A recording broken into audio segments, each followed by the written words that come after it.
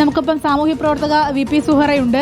വല്ലാത്ത ബുദ്ധിമുട്ട്. കഴിഞ്ഞ ദിവസം സുഹറത്ത് വന്ന സമയത്ത് തടയുകയൊക്കെ ചെയ്തിരുന്നു. അതെ അതെ, എന്ത് കഷ്ടമാണ്. ഒരു പെൺകുട്ടിന്റെ കരച്ചിൽ നിങ്ങൾ കാണുന്നില്ലേ?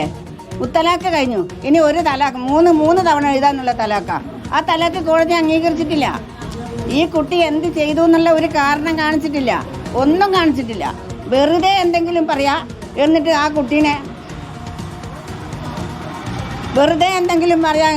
കുട്ടീനെ ഇങ്ങനെ കൊണ്ടുപോയി ഇവിടെ പുറത്ത് അതിലടിച്ച് പൂട്ട. എന്തത്? ഇതെന്താ? പോലീസിന്റെ ഇടപെടലിൽ എങ്ങനെയാണ്? തൃപ്തരാണോ നിങ്ങളെല്ലാവരും?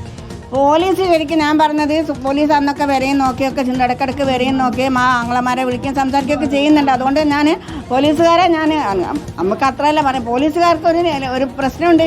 കാരണം റെസിഡൻഷ്യൽ ഓർഡർ കിട്ടിയിട്ടില്ല, അതാണ് പ്രശ്നം.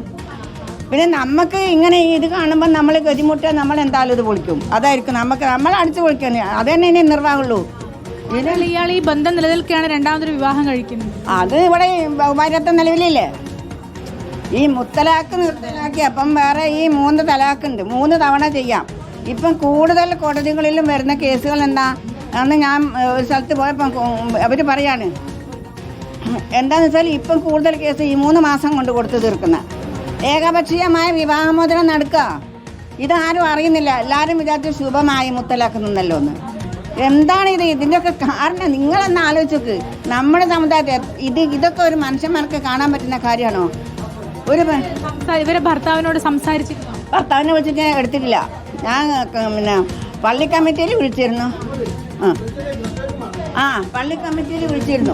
പള്ളി കമ്മിറ്റിയിൽ വിളിച്ചപ്പോൾ പള്ളി കമ്മിറ്റി പറഞ്ഞത് പിന്നെ നിങ്ങൾ കത്ത് തന്നു പറഞ്ഞാലൊന്നും മനസ്സിലായി. അവിടെ കത്ത് തന്നിട്ട് കത്ത് കൊടുക്കാം. ഞാൻ കത്ത് കൊടുക്കാമെന്ന് വിചാരിച്ചാ. അപ്പോഴാണ് ഇവിടെ വന്നത്. കഴിഞ്ഞ ദിവസം വന്നപ്പം തന്നെ എനിക്ക് ഏകദേശമൊക്കെ മനസ്സിലായിട്ടുണ്ട്. അല്ല, ഇത് ഭയങ്കര ക്രൂരതയല്ലേ? ഇതെന്ത് ക്രൂരതയാ?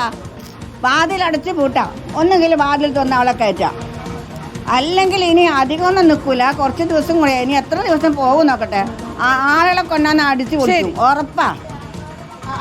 കേസെടുത്തോട്ടെ, അടിച്ചു പൊളിക്കുന്നുണ്ടെന്ന് കേസെടുത്തോട്ടെ. അതാണ് വലിയ പ്രതിഷേധമാണ് ഉയരുന്നത്. ഇനിയും അവർക്കൊരു അഭയം നൽകിയില്ലെങ്കിൽ, അവരെ വീട്ടിനകത്ത് പ്രവേശിപ്പിച്ചില്ലെങ്കിൽ വാതിൽ ചവിട്ടി തുറന്ന് അകത്ത് കയറാം എന്ന നിലപാടിലേക്ക് എത്തുകയാണ് സാമൂഹ്യ പ്രവർത്തകർ. ഒരാഴ്ചയായി ആ കുഞ്ഞിന് ഭക്ഷണം എത്തിക്കുന്നത് പോലും തടയുകയാണ് എന്നതാണ് ഏറ്റവും പ്രധാനപ്പെട്ട കാര്യവും ഏറ്റവും ദുരിതപൂർണമായ കാര്യവും. അത് തന്നെയാണ്. സാനിയോ മനോമിയാണ് വിശദാംശങ്ങൾ നൽകിയത്.